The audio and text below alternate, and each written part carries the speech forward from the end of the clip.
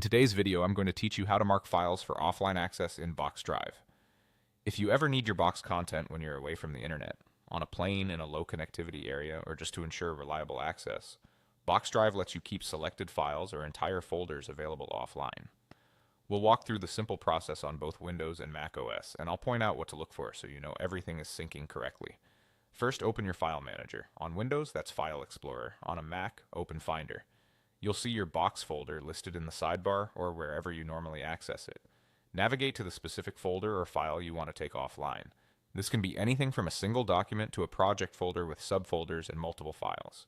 Keep in mind that marking a folder offline will store all its contents locally, so ensure you have enough disk space, especially for larger folders.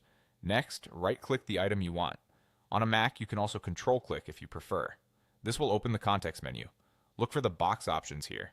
Depending on your setup, you may see a box submenu. If you do, hover over it to reveal more choices. Select Make Available Offline. The moment you click it, Box Drive starts downloading a local copy of that content to your computer. You'll get clear visual feedback through the files icon. While Box is syncing, you'll see a spinning orange circle next to the item. This indicates the download is in progress. The speed will depend on your internet connection and the size of the files. It's a good idea to keep your computer awake and connected until syncing finishes. When the process completes, the icon will change to a solid green circle with a white checkmark. That's your confirmation that the file or folder is fully available offline. At this point, you can open, edit, and save changes without an internet connection. Box Drive will automatically upload your changes the next time you're online.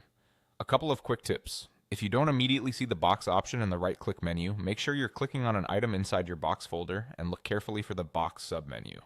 Also, if you're marking a lot of content offline, consider doing it in smaller batches so you can monitor progress and manage disk space more easily.